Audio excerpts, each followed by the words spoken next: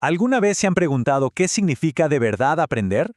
Hoy vamos a meternos de lleno en esa pregunta, para ir mucho más allá de la idea de solo memorizar datos para un examen. Vamos a descubrir qué es el aprendizaje en su forma más profunda. Arranquemos con algo que seguro nos ha pasado a todos. ¿Cuántas veces hemos repetido algo una y otra vez para que al día siguiente se nos olvide por completo? Bueno, esa experiencia nos da una pista clave. Repetir algo de memoria no es lo mismo que comprenderlo de verdad. Y aquí se ve clarísimo el contraste. Por un lado, la repetición mecánica es como recibir información de forma pasiva. Es un conocimiento débil, que se va fácil. Pero del otro lado, tenemos la comprensión profunda. Ese es un proceso activo, donde somos nosotros quienes construimos el conocimiento. Y ese es el que se queda con nosotros y nos cambia. Entonces, ¿qué es aprender hoy en día? Pues es una verdadera transformación. No se trata solo de acumular información, sino de cambiar la manera en que vemos el mundo, cómo actuamos en él. Es un cambio que nace de lo que vivimos, de lo que practicamos y sobre todo de lo que reflexionamos. A ver, pongamos ejemplos para que quede más claro. Cuando un niño o niña aprende a atarse los cordones, no está memorizando pasos, está desarrollando una habilidad motriz. O cuando un estudiante logra resumir bien un texto, no es porque copie frases, es porque entendió las ideas y las pudo reorganizar. En los dos casos, hay una transformación real. Ok, entonces, si aprender es una transformación, ¿qué es lo que la pone en marcha? ¿Cuáles son esos motores que impulsan este proceso tan fascinante y a la vez tan complejo? Vamos a verlos. Es que aprender no depende de una sola cosa, para nada. Es una mezcla de un montón de elementos que interactúan entre sí. Desde lo que ya sabemos, pasando por cómo nos sentimos, la motivación que tenemos, hasta con quién estamos aprendiendo. No es una línea recta, es más como una red compleja de influencias. Y de todos esos factores, hay uno que es como los cimientos de una casa, el conocimiento previo. La información nueva necesita un lugar donde engancharse. Por ejemplo, es mucho más fácil entender qué es la atención si lo conectamos con la experiencia de distraernos con el celular. Ese conocimiento previo funciona como un puente.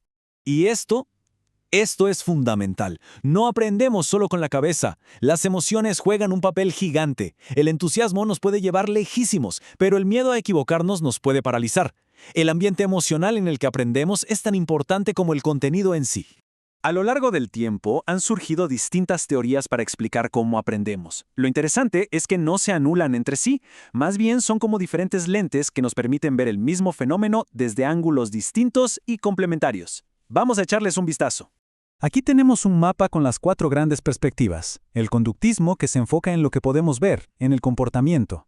El cognitivismo, que se mete dentro de la mente para ver cómo procesamos la información. El constructivismo, que nos ve como arquitectos de nuestro propio conocimiento. Y el sociocultural, que nos recuerda que siempre aprendemos con otros. El conductismo mira lo que se puede observar. La idea es simple. Si una acción tiene una consecuencia positiva, es más probable que la repitamos. Por ejemplo, si al levantar la mano para preguntar recibimos una buena respuesta, vamos a hacerlo más seguido. Se centra en cómo el entorno va moldeando nuestra conducta.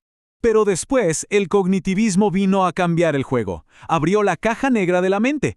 Ya no importaba solo la respuesta final, sino todo el camino mental para llegar a ella. ¿Cómo se organizó la información? ¿Qué estrategias se usaron? ¿Cómo funcionó la memoria? Y de ahí llegamos al constructivismo, donde la palabra clave es construir. No somos como esponjas que solo absorben información. Somos más bien como constructores que toman las piezas nuevas, las nuevas ideas, y las usan para modificar la estructura que ya tenían. Aprender desde esta óptica es reconstruir lo que ya sabíamos. Por último, la perspectiva sociocultural nos da un recordatorio importantísimo. No aprendemos en una burbuja.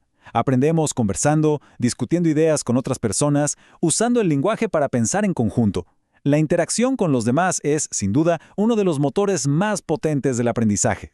Bueno, entender todas estas teorías está muy bien. Pero ¿cómo nos sirve todo esto para ser mejores aprendices? Ahora vamos a pasar a las herramientas que nos permiten justamente tomar el control de nuestro propio proceso de aprendizaje.